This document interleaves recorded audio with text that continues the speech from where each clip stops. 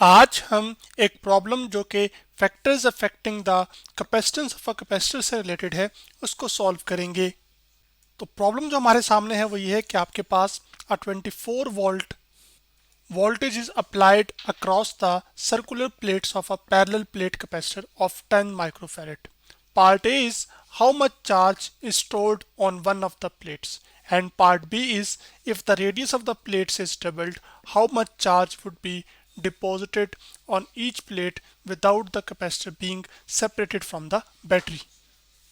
यानी कि आपके पास एक ऐसा कैपेसिटर है जिसकी जो प्लेट्स हैं वो सर्कुलर हैं, जैसे कि आप देख सकते हैं यहाँ पर, और इन सर्कुलर प्लेट्स के साथ 24 वोल्ट की जो बैटरी है वो लगाई जाती है, जो कि मैं चले यहाँ पे कनेक्ट कर भी देता हूँ। आपके पास यहाँ पर इनका कनेक्शन बना लेता हूँ आपके पास एक बैटरी के साथ, जैसे कि यहाँ पर।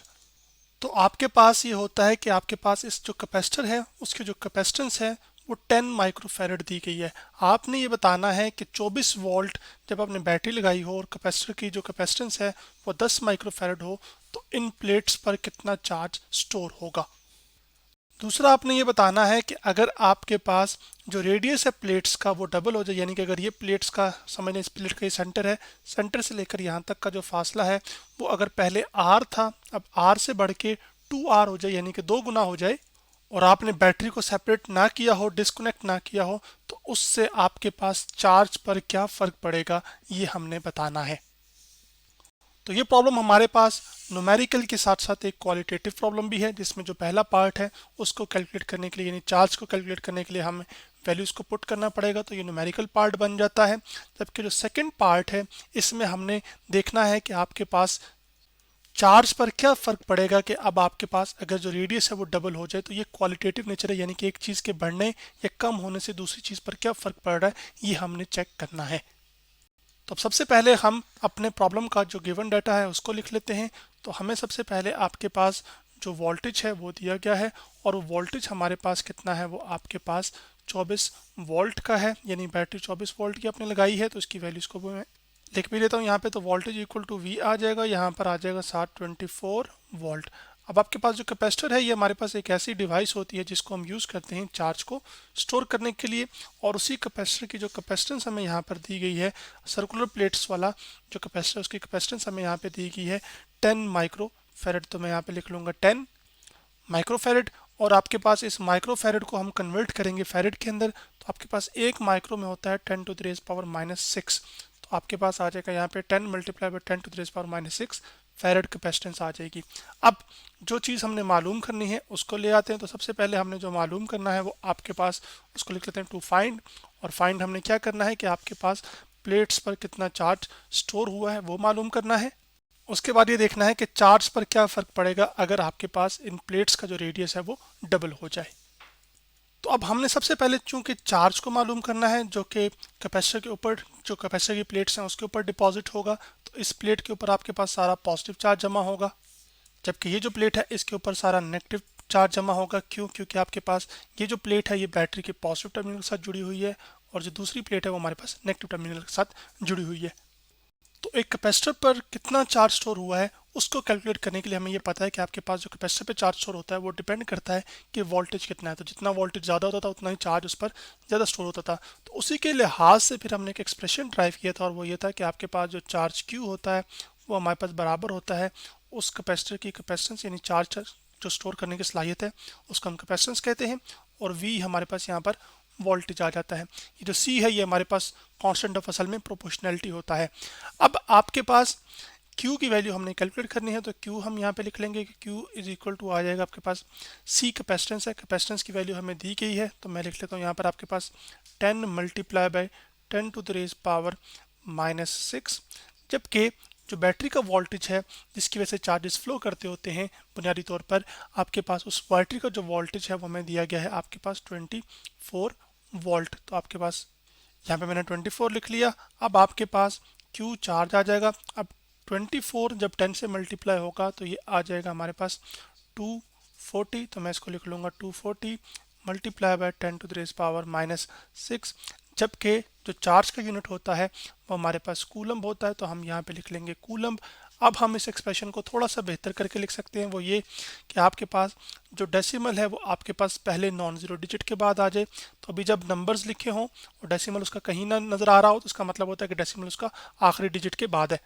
तो इसको हम फिर लिख लेंगे, आपके पास 2.40 multiply by 10 to the raise power आ जाएगा हमारे पास यहाँ पे 2, और multiply by 10 to the raise power -6, 10 to the raise power -2, +2 sorry इस वजह से आया है क्योंकि दो डेसिमल प्लेसेस आपने डेसिमल को शिफ्ट किया है राइट से लेफ्ट की तरफ, तो जितने प्लेसेस शिफ्ट करते हैं उतनी 10 टू द रेज पावर में पॉजिटिव नंबर वो आ जाता होता है। अब आपके पास इसको थोड़ा सा सिंप्लीफाई अगर हम करें तो चार्ज जो Q है उसकी वैल्यू हमारे पास आ जाएगी आपके पास यहाँ पर 2.4 आ जाएगा, मल्टीप्लाई बाय आपके पास इन दोनों की बेसिस क्या है, सेम है, बेसिस सेम तो पावर ऐड, और 2 - 6 कितना होता है, वो 4 होता है। तो जो चार्ज स्टोर हुआ होगा एक कैपेसिटर के ऊपर इस वाली जिसकी सर्कुलर प्लेट्स हैं उस पर वो असल में 2.4 multiply by 10 to the power 4 coulomb charge store होगा।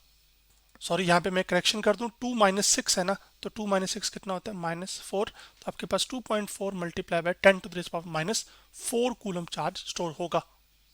कब, जब बैटरी का जो वोल्टेज है वो 24 वोल्ट हो और आपके पास एक कैपेसिटर की जो कैपेसिटेंस है वो 10 माइक्रो फैरेड हो। अब हम पार्ट बी को सॉल्व करेंगे। तो इसके लिए हम कर लेते हैं कि आपके पास जो आर प्राइम है यानी कि जो नया रेडियस है वो आपके पास 2 टाइम्स ऑफ क्या है, प्रीवियस रेडियस, क्योंकि इसमें इसने यही बताया था कि हमारे पास जो प्लेट्स का रेडियस है वो डबल हो गया है। उससे हमने ये देखना है कि चार्ज पर क्या फ़र्क पड़ेगा, और बैटरी को हमने डिस्कनेक्ट नहीं करना। इसका मतलब है कि बैटरी वही लगी हुई है, तो बैटरी का जो वोल्टेज है, जो कि चले हम अगर कहें कि वी प्राइम भी नया वोल्टेज है, तो वो जो नया वोल्टेज भी है वो असल में पुराने वोल्टेज के ही बराबर है। तो अब हमने चार्ज को कैलकुलेट करना है, तो आपके पास जो चार्ज Q होता है, अब उसको हम कहेंगे कि वो नया चार्ज है तो वो Q प्राइम होगा, और वो किसके इक्वल होगा, हमारे पास कैपेसिटेंस C प्राइम, और जो न्यू वोल्टेज है मान लीजिए कि वो V प्राइम है।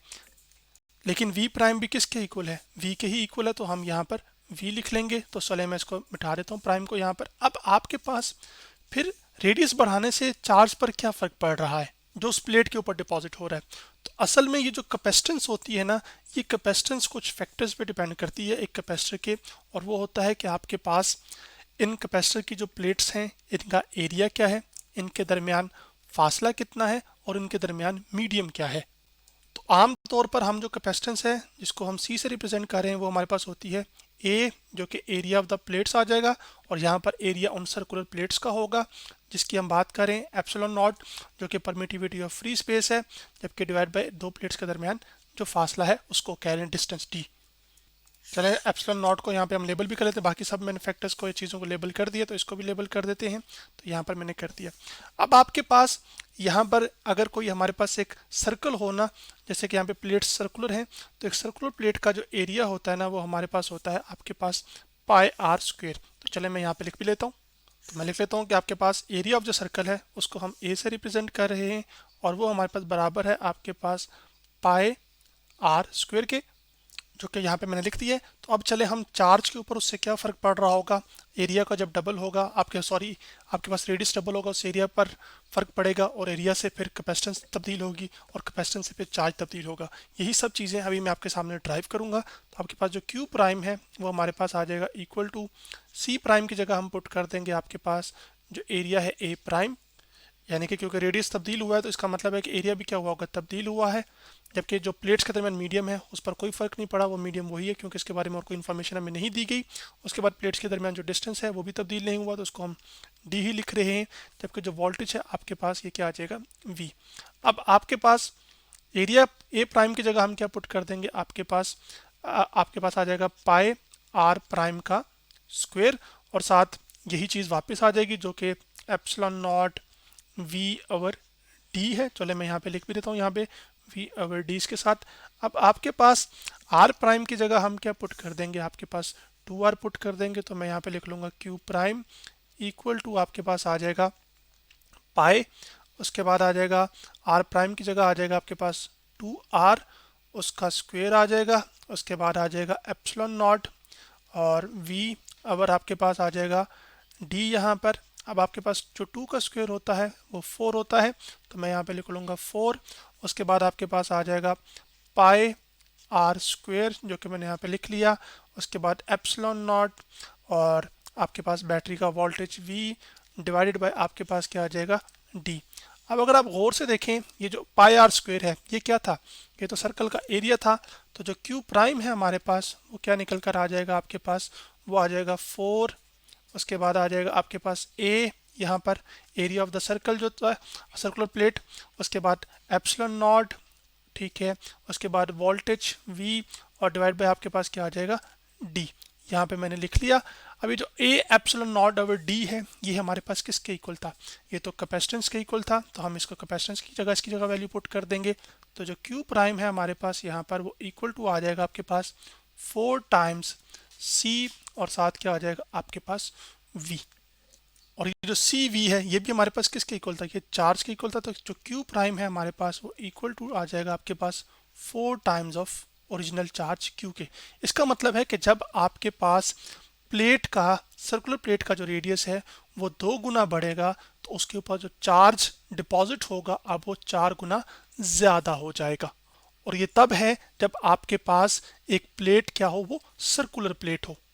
अब यही सवाल वो दूसरे अंदाज में भी पूछ सकता था कि आपके पास चार्ज की बजाय वो ये पूछ लेता आपके पास कैपेसिटेंस से रिलेटेड इंफॉर्मेशन पूछ लेता, तो कैपेसिटेंस भी फिर आपके पास कितनी बड़ी होती है, वो 4 गुना ही बड़ी होती। तो आज हमने एक प्रॉब्लम जो कि factors affecting the capacitance of a capacitor से रिलेटेड था उसको सॉल्व किया।